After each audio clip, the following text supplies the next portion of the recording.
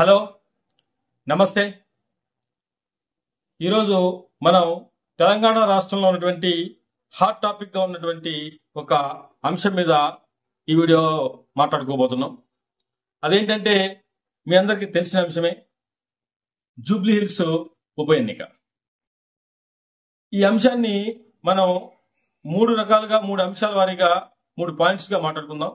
మొదటగా అసలు ఈ జూబ్లీ హిల్స్ ఎన్నిక ఎందుకు రాజకీయ పార్టీలకి ప్రతిష్టాత్మకం అయింది అనేది ఒక అంశం. అలాగే రాజకీయ పార్టీల వ్యూహాలు ఎలా ఉన్నాయి అనేది ఒక అంశం. అలాగే ఫలితాలు ఎలా ఉండబోతున్నాయి అనేది ఒక అంశం. ఈ 3 అంశాల మీద మాట్లాడటం కోసం ఈ వీడియో చేస్తున్నాం. దయచేసి వీడియో పూర్తిగా వినండి, అప్పుడే మీకు నా విశ్లేషణ అర్థమవుతుంది. ముందుగా ఎందుకు ఈ ఎన్నిక అన్ని రాజకీయ పార్టీలకి ప్రతిష్టాత్మకం అయిందని అంటే, ఈ ఎన్నిక ముందుగా కాంగ్రెస్ పార్టీని తీసుకున్నట్టయితే కాంగ్రెస్ పార్టీకి ఎందుకు ప్రతిష్టాత్మకం మారిందంటే, అక్కడ ఇది వాస్తవానికి కాంగ్రెస్ పార్టీ సిట్టింగ్ సీట్ కూడా కాదు, కానీ అధికారంలో ఉంది కాబట్టి కాంగ్రెస్ పార్టీ సరే ఇది కీలకమైంది కాంగ్రెస్ పార్టీకి. అలాగే ప్రభుత్వం ఏర్పడిన తర్వాత 2 సంవత్సరాల తర్వాత వస్తున్న ఎన్నిక ఇది. దాదాపు అంటే ఇప్పటికే కొంచెం సోషల్ మీడియాలో అక్కడ ఇక్కడ క్షేత్ర స్థాయిలో కాస్త అసంతృప్తి రాగాలు వినిపించడం ఇవన్నీ కూడా జరుగుతున్నాయి. ప్రభుత్వం మీద యాంటీ ఇంకంబెన్సీ అనేది కొంచెం మొదలైంది అనేటటువంటి ప్రచారం ప్రారంభమైనటువంటి ఈ నేపథ్యంలో వస్తున్నటువంటి ఉప ఎన్నిక కావటం వల్ల ఇది ఎలాగైనా సరే తిప్పికొట్టాలి, ప్రజలు ఇంకా కాంగ్రెస్ పార్టీ వైపే ఉన్నారు, ప్రభుత్వం మీద వ్యతిరేకత ప్రతిపక్షాలు చేస్తున్నంత స్థాయిలో లేదు, అంత అవసరం లేదు అని నిరూపించుకోవడం కోసం ఇది కాంగ్రెస్ పార్టీకి ప్రతిష్టాత్మకంగా మారింది.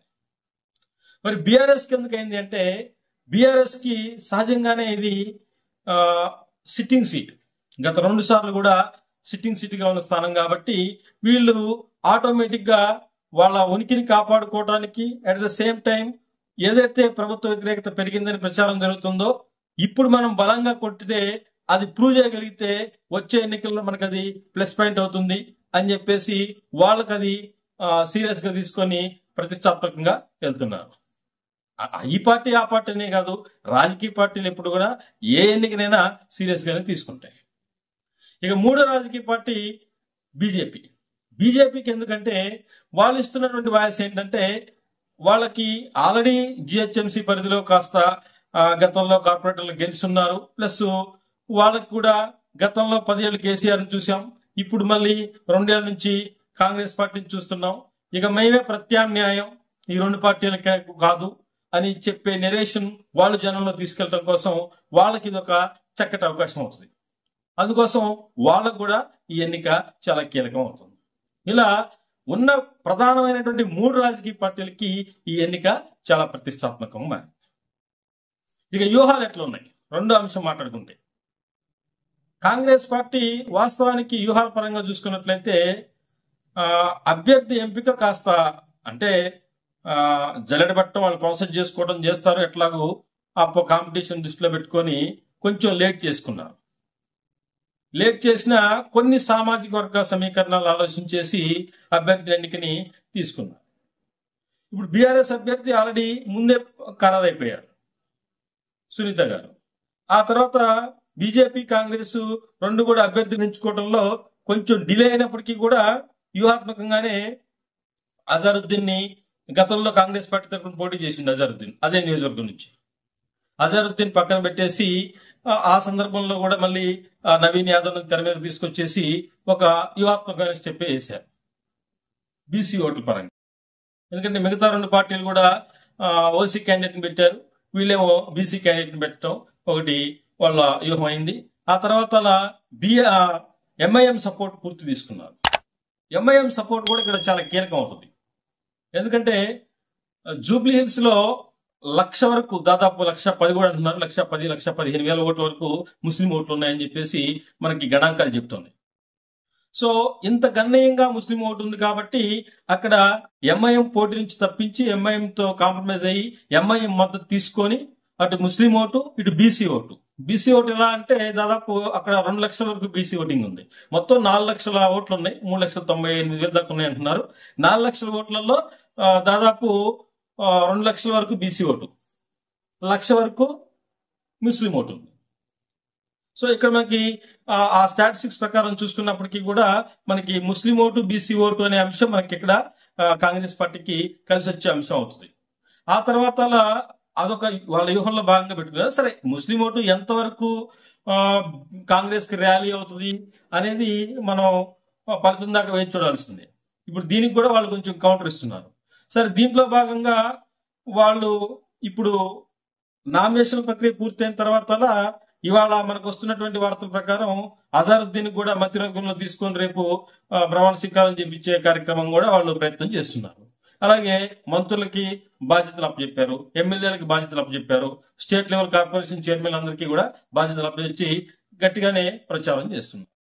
ఇలా రకరకాల వ్యూహాలతో వాళ్ళు నిన్నే మరి కృష్ణ మహేష్ ఫ్యాన్స్ కమ్మ సామాజిక వర్గం వాళ్ళతో కొంచెం ముఖ్యమంత్రి గారు కుల సంఘాలతో కూడా భేటీ అయ్యారని చెప్పేసి వార్తలు వస్తున్నాయి. ఇలా వాళ్ళు వ్యూహాలు పడుతున్నారు. రేపో మాపో సీఎం కూడా ఎన్నికల ప్రచారానికి వెళ్తారని చెప్పేసి ప్రచారం చేస్తున్నారు.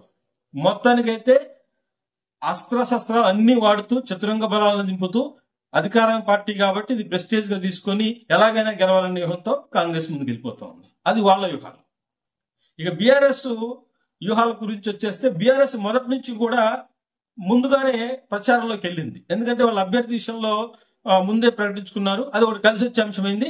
ఇక వాళ్ళు కూడా సీరియస్ గా తీసుకున్నారు ఎన్నికలు. ఎందుకంటే వాళ్ళ సిట్టింగ్ స్థానం. అట్ ద సేమ్ టైం ఇంకో విషయం ఏంటంటే వాళ్ళ కార్యకర్తలు ఇప్పుడున్న ప్రజెంట్ బీఆర్ఎస్ లో ఉన్న ఎమ్మెల్యేలు ప్రతి ఒక్కళ్ళు కూడా ఇక డూ ఆర్ డై ఫైట్ అన్నట్టుగా ప్రయత్నం చేస్తున్నారని మనకి సమాచారం ఉంది. వాళ్ళు ఇప్పుడుంటే ఇండియన్ ప్రచారాలు చేసుకుంటూ ముందుకెళ్ళిపోతున్నారు.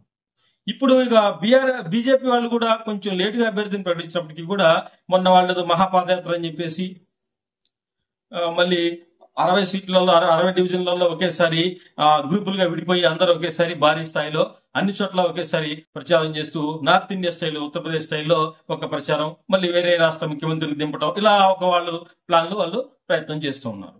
వాళ్ళు కూడా బలంగా ప్రయత్నం చేస్తున్నారు. ఇలా ఒక్కొక్కళ్ళు ఒక్కొక్క వ్యూహంతో వెళ్తున్నారు. సరే, రాజకీయ పార్టీలు సహజంగా వెళ్తా ఉంటాయి. అయితే ఇక్కడ కీ ఫ్యాక్టర్ ఏంటంటే మరి ఫలితాలు ఎలా ఉండబోతాయి. మూడు అంశం ఏంటంటే ఫలితాల మీద ఎఫెక్ట్ ఎలా ఉంటుందంటే, ఒకటి వీళ్ళ అంచనా ప్రకారం, కాంగ్రెస్ అంచనా ప్రకారం ఎంఐఎం మద్దతు ఉంది కాబట్టి ముస్లిం ఓటు సహజంగా కొంచెం కాంగ్రెస్ కి అనుకూలంగా ఉంటది కాబట్టి ఆటోమేటిక్ గా ముస్లిం ఓటు ఎక్కువ మెజారిటీ మనకు ర్యాలీ అవుతుంది. అట్ ద సేమ్ టైమ్ వాళ్ళిద్దరు ఓసీ అభ్యర్థులు, నేను ఒక్కడే బీసీ అభ్యర్థి కాబట్టి ఇది కూడా ర్యాలీ అవుతుంది అనేది వీళ్ళ అంచనా. బీఆర్ఎస్ అంచనా ఏంటంటే అక్కడ ఉమెన్, మహిళా సెంటిమెంట్ ఒకటి వాళ్ళు హోప్స్ పెట్టుకున్నారు. ఆ ఉమెన్ కావడంతో మహిళల ఓటు మనకు ర్యాలీ అయ్యే అవకాశం ఉందని చెప్పేసి బీఆర్ఎస్ అనుకుంటుంది. ఇప్పుడు పైగా సిట్టింగ్ సీట్ కాబట్టి వాళ్ళకు కొంచెం అక్కడ ఉన్నటువంటి క్యాడర్ అంతా కూడా సపోర్ట్ గా ఉంది. అలాగే ముస్లిం ఓటు కూడా మనకు కూడా కొంత వచ్చింది, వన్ సైడ్ పోదని చెప్పేసి వాళ్ళు ప్రచారం చేసుకుంటున్నారు. సరే, వాళ్ళు ఒక అంచనాతో వెళ్తున్నారు. ఇక్కడ మన అంచనా ప్రకారం మనం చెప్పుకోవాలంటే బీజేపీ ఏంటంటే వాళ్ళు ఇప్పుడు ప్రచారంలో దూసుకెళ్లిపోతున్నారు, వేగం పెంచారు. వాళ్ళు కూడా రకరకాల ప్రయత్నాలు చేస్తున్నారు. కాకపోతే బీజేపీ చాలా కీలక పోషించే అవకాశం ఉంటుంది. ఎందుకంటే రేపు ప్రభుత్వ వ్యతిరేక ఓటు అనేది బీజేపీ ఎంత ఓట్లు చీల్చుతుంది. గతంలో వాళ్ళకి దాదాపు 20 నుంచి 25,000 మధ్య వచ్చాయని చెప్పేసి మనకి స్టాటిస్టిక్స్ చెప్తున్నాయి. ఇప్పుడు కూడా అలాగే ఎక్కువ ఓటు చీల్చగలిగితే ప్రభుత్వ వ్యతిరేకత అనేది ఉంది కాబట్టి, ఏదైనా ఉంటే ఒకవేళ వాళ్ళు బీఆర్ఎస్ వాళ్ళు చెప్తున్నట్టుగా లేకపోతే బీజేపీ వాళ్ళు చెప్తున్నట్టుగా ప్రభుత్వ వ్యతిరేకత ఉందంటే అది కూడా హైడ్రా వల్ల కొంచెం మాస్ లో, వాస్తవానికి జూబ్లీ హిల్స్ కనపడటానికి మనకి కాస్ట్లీ నియోజకవర్గంలా కనపడింది, కానీ అక్కడ వాస్తవానికి 60-70% కూడా మాస్ ఓటింగ్ ఎక్కువ ఉంటుంది. ఇంకో విషయం ఏంటంటే పోలింగ్ శాతం కూడా ఇక్కడ కీలకం అవుతుంది. పోలింగ్ శాతం వచ్చేసి మనకి కేవలం మనకి ఎప్పుడు కూడా 45-50 దాటదు, బిలో 50 ఉంటుంది. సరే, ఉప ఎన్నిక కాబట్టి ఇప్పుడు కొంచెం పోల్ మేనేజ్మెంట్లు అవి గట్టిగా ఉంటాయి కాబట్టి ఈసారి పోలింగ్ శాతం ఒక 60 దాకా రావచ్చు అంటున్నారు. పోలింగ్ శాతం పెరిగి ఒకవేళ మాస్ ఓటింగ్ కీలకంగా మారితే మాత్రం అవి బీఆర్ఎస్ కూడా కొంచెం అనుకూలమైన అంశాలు అవుతాయి. ఎందుకంటే హైడ్రా వల్ల కొంచెం మాస్ లో కాస్త వ్యతిరేకత ఉందని చెప్పేసి ప్రచారం జరుగుతుంది.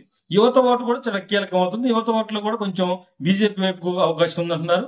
అలాగే బీసీ ఓట్ల విషయం కూడా కొంచెం మనం ఆలోచించాల్సిన అవసరం ఉంటుంది. ఎందుకంటే బీజేపీకి వచ్చేసి మనకి అక్కడ బండి సంజయ్ గారి సామాజిక వర్గం, కాపు సామాజిక వర్గం ఓట్లు ఒక 50,000 దాకా ఉన్నాయి బీసీలు అని చెప్పేసి అంటున్నారు.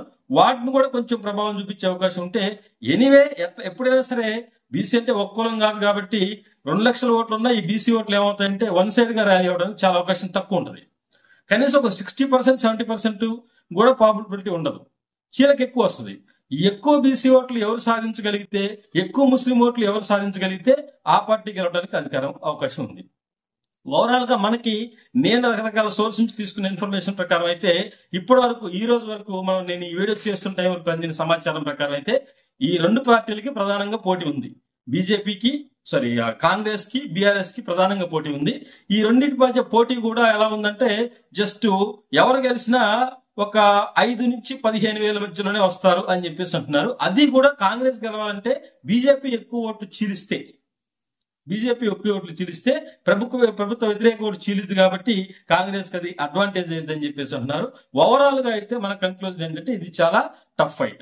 ఈ టఫ్ ఫైట్ లో ఎవరు ముందుంటారన్నది, గెలుపోటములు కూడా చాలా స్వల్ప మార్జిన్ లోనే ఉంటాయని చెప్పేసి మనకి ఇప్పటికున్నటువంటి మనం సేకరించిన సమాచారాన్ని బట్టి అందుతున్నటువంటి సమాచారం. ఏదేమైనా లాస్ట్ 2 రోజులలో పోల్ మేనేజ్మెంట్ ఎఫెక్ట్ ఉంటుంది. అధికార పార్టీ పోల్ మేనేజ్మెంట్ బలంగా చేయగలిగితే ఫలితాలు చివరి రోజైనా మారే అవకాశం ఉంటుంది. సరే, మళ్ళీ ఎన్నికలు అయిపోయిన తర్వాత అప్పుడు ఒకసారి మళ్ళీ విశ్లేషించుకుందాం. ఫలితానికంటే ముందు 11వ తారీఖు మళ్ళీ ఒకసారి విశ్లేషించుకొని ఫైనల్ గా మనం చెప్తాం. ఇప్పుడు మనం ఫైనల్ ఫలితం చెప్పడం కరెక్ట్ కాదు కాబట్టి ప్రస్తుతానికైతే ఇప్పుడుకున్న సమాచారం ప్రకారం ఇది టఫెస్ట్ ఫైట్. ఎవరు గెలిచినా స్వల్ప మార్జినే, 10 నుంచి 15,000 లేదా 5 నుంచి 15,000 మధ్యలోనే ఫలితాలు ఉంటాయి, మార్జిన్ ఉంటుందని చెప్పేసి, అది కూడా బీఆర్ఎస్ కి కాంగ్రెస్ కి మధ్య పోటీ ఉంటుందని చెప్పేసి అంటూ ముగిస్తున్నాను. ధన్యవాదాలు.